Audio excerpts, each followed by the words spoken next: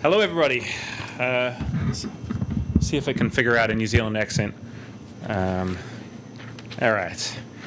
To tell you the truth, I didn't really know what I wanted to talk about this year because for the first time in a long time, I am between maps, which is great. So currently, there is no gargantuan, multi-year, coloured pencil labyrinth that my life revolves around.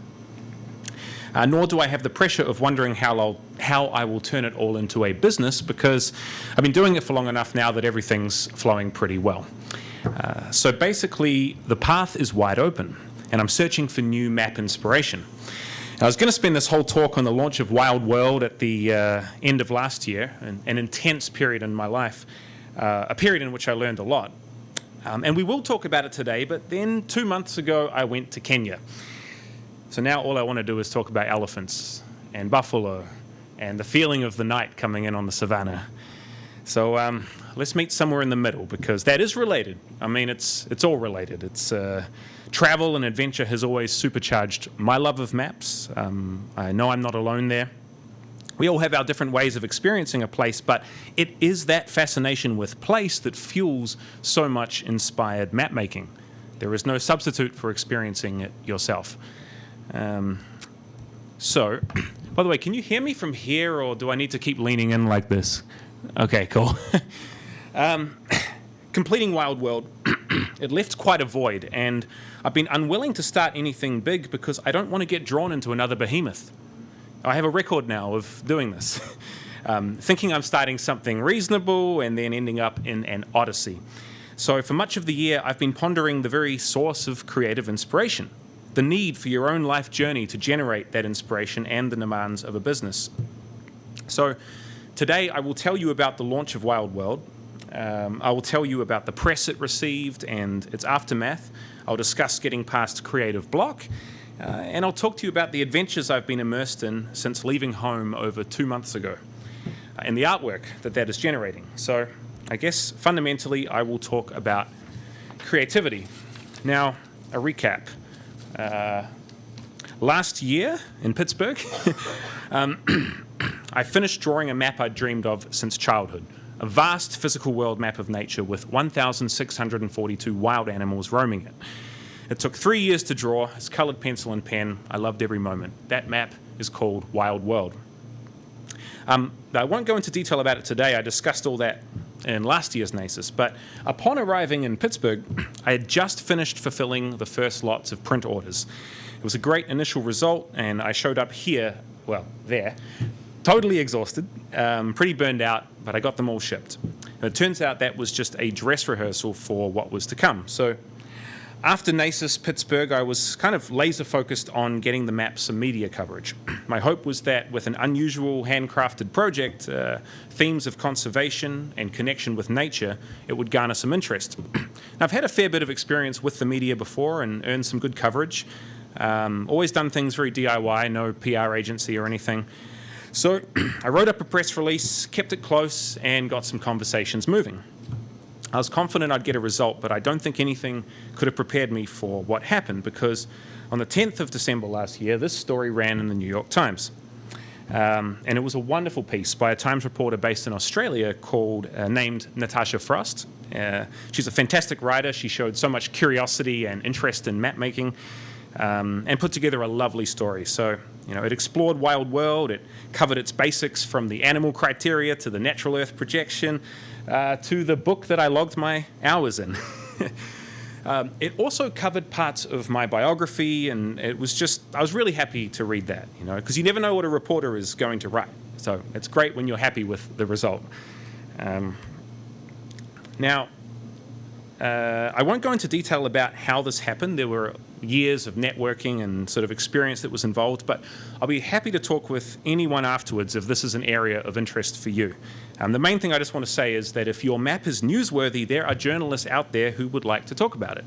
There's always a search for good stories, but it really helps to be able to tell a story and to be a passionate ambassador for your work and the themes nested in that work. So the best way to get earned media is to become a good storyteller, which is exactly what a cartographer does through their maps, so we kind of all have it in us.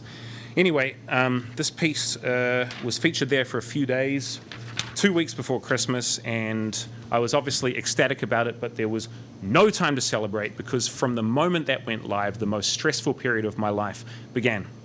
I mean, we were swamped with orders. It was far more than I'd ever managed before, put together all at once. And because it was so close to Christmas, these were urgent orders. Meanwhile, my email was just, it was over. It was completely overwhelming. Every time I checked email, I had to give myself a pep talk just to not freak out. I wasn't even a sure thing that my print providers could actually meet this demand, let alone the mailing tube company or anything else. You know, the Wild World posters are not offset. They are a high-quality digital print. They run one at a time. And well, this is actually a different printer, but the picture gets the point across. This was a pretty homespun operation, but the product was beautiful. So, yeah, for about 2 months, my life was not really recognizable. My apartment was a map factory with mailing tubes stacked on every surface. To go to bed, I had to move maps and tubes off the bed because we needed every surface. I had friends and friends of friends rolling maps at my house every day for weeks. I wasn't sleeping really. I would just stay up late rolling maps, trying to fix bottlenecks, replying to emails, and then I'd wake up early and do that all again. But I was living on adrenaline. I also had to stay sharp and continue the PR because there was a lot of follow-up media, from magazines and newspapers, radio and TV. Oh, that's the daily UPS fan there. Sometimes I was doing live interviews to hundreds of thousands of people while sleep deprived, fielding calls from mailing tube companies. I mean, I just had to be on every day. And it really kind of outstripped anything I'd managed before. And look, I'm highlighting how stressful it was, but it was also very thrilling, of course. I mean, it's a dream come true after years of work to get that kind of recognition. And by about March this year, we had cleared through the orders and things were smoothing out. The volume just forced us to fix a lot of inefficiencies, like you're only as fast as your worst bottleneck. So that was a really good thing. And one of the first things we did was hand over order fulfillment to the print company that actually provides the maps. So that's just changed the whole game because my apartment is no longer a map factory. It's a normal place to live, kind of. And I can now travel, as long as I want without it disrupting sales.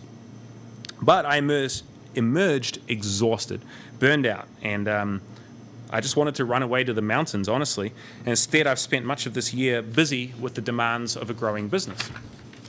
And during that time, to be completely honest, I've been often unfocused and uninspired. The passion that normally infuses my work has been absent. And whenever I search for reasons, the same answer keeps coming back. I'm not making maps. I always wanted a successful business with my maps, but that's never what actually motivated me. It's making art is what motivates me, and the business exists just to support the map making. It's not the other way around. So the central organizing force of this whole thing is just that I love drawing maps. So when I finished Wild World, that core sense of purpose for 3 years, it vanished. And the most wonderfully clear objective, just every day, draw a huge map till it's done, that was gone, replaced by countless smaller, more opaque objectives. It's called running a business. And frankly, I've felt lost. So I've been asking myself, to restore passion to my work, do I just need to resume making art? Is it really that simple? Just show up and start making stuff again, whatever it is. And my advice to other people is usually yes, I know that the kind of tides of one's creative muse are mysterious and unpredictable, but artistic inspiration is not just a mystery, it's a habit. And like any other habit, it needs repetition to grow. So as I wrestled with creative block, I went home to New Zealand. It was basically a pilgrimage to the mountains that I come from, kind of seeking counsel from the native forests and birds and rivers that first got me to make maps as a kid. And during 5 days off the grid at my friend's cabin, I finally broke through the stasis. Finally kind of removed from all the hustle and distraction of just everything these days. I let go and started paying attention to what was right in front of me, to my fundamental reality. And in this case, it was the way the light was so lovely, filtering through the canopy down to where I was sitting. It was the forest-cloaked mountains all around us, the kahikatea trees swaying in the winds that ripped through the valley, and the piwakawaka, the New Zealand fantail. It's an adorable little bird, and it was just following me as I walked, scooping up the insects disrupted by my footsteps. So this was what I needed. I began filling my visual journal with field sketches. I mean, I was just hooked. The enchantment of creative captivation. I somehow thought it was elusive, but it was right there within 5 minutes of holding those pencils, and I was so happy. So that's the beginning of something I'm kind of calling a cartographer's journal. It's a working title, but it's a diary where I basically just draw everything from my direct experience that I can. I've always created art in my home studio in the great indoors, and now I'm sort of looking for inspiration. So then we come to Kenya. Now, in early August, I left Melbourne for Nairobi and have been away from home for over 2 months. First a month in Kenya, 3 weeks in Mexico, and now I'm here in the US. And there's been some extraordinary adventures, a lot of hiking, wildlife, a lot of unpredictability, and some real challenges. Scorpion in my bed, an ostrich nearly hitting the car, grumpy male elephant stomping around our tents. He was trouble. This hasn't really been a holiday, but I've seen things that have shaken my understanding of the world. A world that I spent 3 years drawing from afar. I explored the great expanses of continents, but all from the comfort of my city apartment. Oh, how are we looking here? Oh, okay, we're back. I'll be very gentle here. And while I was able to learn a lot in those 3 years, there were many things I could never know from my house. I could draw Mount Kenya in a few minutes, but I wouldn't know the sound of hail falling on giant lobelia, or the feeling of an East African sunrise warming your hands after hiking to the top of that mountain. I can draw lions and buffalo all day, but I could never know what it feels like to actually worry that they might be nearby. To hear lion cubs growling in the trees near your tent at night. That's what I felt was missing, the magic ingredient that's always kind of connected me to maps. And, I wouldn't have drawn Wild World if I hadn't wandered the forests of New Zealand when I was a kid. Or the North American map, coming over here. Or, I don't know how that made it in there. This PowerPoint has been a little bit of a touch and go thing. Actually, that was in Tacoma, would you believe it? And so I'm kind of running out of time here, unfortunately. So where I was about to go to, 5 minutes? All right. Basically, where were we? Yeah, so while drawing Wild World, there were so many places and animals that blew my mind. Places that I thought, once this pandemic is over and I finish this map, I'm going to go there. And at the top of that list was East Africa. This was a map about wildlife, after all. So it was my first time in Africa. I was with my brother, who I love to travel with, and we went to many parts of the country. We went to, over to the Great Rift Valley and Lake Naivasha, south to Tsavo West against the Tanzanian border. We climbed Mount Kenya. It was a 5-day trek across the mountain, and it was absolutely extraordinary. So, and I had my pencil case and journal throughout. So while I have many drawings still to do, I'll show you a few of what I have. That's my brother Ringo on the left here, journaling at our apartment in Nairobi we're staying in. And then the first sort of look at African wildlife with zebra and giraffe in Hell's Gate National Park. Here, these were some hippos that we saw at moonlight, feeding. I didn't draw the giant electric fence that was there, but it was just a wonderful memory. This was in Tsavo West, so what they call a walking safari, which is basically a hike with an armed ranger, and in this case a Maasai guide, who took us along the Tsavo River and then all of a sudden pulled back the bushes and there was a family of elephant just bathing in the river bend. And I mentioned the ostrich nearly hitting the car that was there. And then this was in Olpejeta in central Kenya. On the left is a lioness beneath Mount Kenya, the second highest in the continent, and then the others are a little more self-explanatory. So there's many more drawings still to create, but I'll just finish on this one here. I don't know if you can see that, but this was actually in LA, just on my way towards Mexico. So I went for a short hike in the Will Rogers State Historic Park in Santa Monica. It was a lovely walk, though the reports of mountain lions, so sort of kind of keen for a break from terrain with large cats in it. But I came to this lookout called Inspiration Point, and the benches all had nice quotes on them, and this quote I really liked. Great Spirit, help me to remember the peace that may be found in silence. It's a Cherokee prayer. It isn't quite the dramatic, megafauna-laden illustration from Kenya, but it was a moment, a place that connected with me. To look out across a super city like LA with all the chaos and intensity of modernity and to be asked to remember the peace that sits within silence. It was the same thing I learned watching those birds in New Zealand, to sort of open your heart to the world and to listen to what it has to say. To ground yourself and remember you are one with nature. That will always offer creative inspiration. And that's where I am right now. Thank you.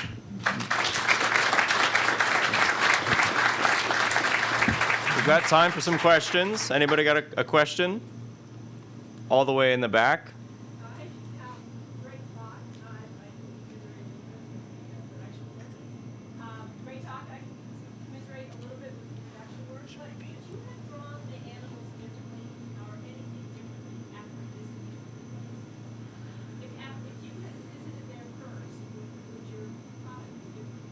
So the question is, would I have drawn anything differently had I visited it first? Yes, I think so. I mean, are there any specific examples? No. Well, actually, yeah, there's a few things, but generally I think I did a pretty good job on the research, enough that nothing jumped out to me on the Wild World map. But when you do a world map and then have to cover like small amounts of terrain, there's just an understanding that there's a level of generalization that's going to be in there. So, and I got the fundamentals: Mount Kenya, Kilimanjaro, a lion, a giraffe, like sort of some of those iconic East African wildlife. They were there. So, not exactly. I've had that with my North America map, the one that preceded this, because that was covered in cultural geography. And like I was just going to Mexico recently, I was in a town called San Miguel de Allende in Guanajuato, which was beautiful, and it's not on the map. And it's really famous, and it's really beautiful. And I was just like, oh, man, okay. This was a real omission. Yeah, so it happens. Anyone else? No? Yeah. Another question about technique. So do you draw from live inside, or do you draw from photos? Great question. With this most recent, these kind of field sketch type of things here? Yeah. No, I couldn't get him to stand still that long. Sit still. No, so what I do, there are some which I have drawn properly in plein air, where I'm sitting there with my pencils and I'm observing. But if you're on, a big hike or a safari or any moments like that, I sort of take as many photos as I can, and then as soon as I can, wherever I'm staying, I'll kind of get drawing. So capture the moment and the emotion while it's fresh. Yeah, but it's. I do like when I can do it in person, but either way, yeah. Yeah. If you could do the rollout of Wild World again, how would you do it differently? Well, I can tell you one thing. I don't know people here who do much shipping. Before the New York Times, I was manually populating my address data for every order, which was pretty, like address line 1, zip code, things like that. That made things a lot more stressful in the past than it needed to be. So yeah, I would have done that for sure. Basically got a shipping tool that allows you to print 100 labels at once if you want. And that was like suddenly saving many hours all at once. So a few things like that. But I'm very happy with the product. I think I had a lot of experience getting to this point that I felt comfortable with what I was producing in print, because it's a long sort of journey from something you've drawn by hand to a good printed product. But in that way, I think, I'm really glad with where my experience was at by the time Wild World was finished. Yeah, but some of that, logistical stuff, I would go back for sure. Yeah. Would you ever sell the original? There's been a couple of people interested. I don't know. Yeah, it's currently framed up behind museum glass and sitting in my office, and maybe. Yeah, it's certainly. I don't like the original very much. It's very muted. It's very. I draw it magnification with tiny pencils, so I boost the colors on Photoshop. But we had an exhibition in Melbourne last year, and people loved the original, and I was totally surprised. It was sitting next to like my favorite print, and people just were really gravitating towards it. So maybe I should have a little more faith in my organic colors. Yeah. Yeah. How large is the original? 50 inches wide by about 27 tall. So not massive, yeah. First of all, congratulations on your success. Oh, thank you, Gabe. Thank you for producing such a wonderful product. Are you keeping a handwritten journal for record while you're working on this? On this new stuff, absolutely, and it's tied to the process. So I'm journaling constantly, and I'm going to turn that into a lot more storytelling with the illustrations. During Wild World, I also kept a journal. It's a little bit more inconsistent, but I haven't even scanned it, and I mean, it's handwritten, so I haven't actually transposed it yet and had a look. But I'd be interested what's in there. It was 3 years of yeah.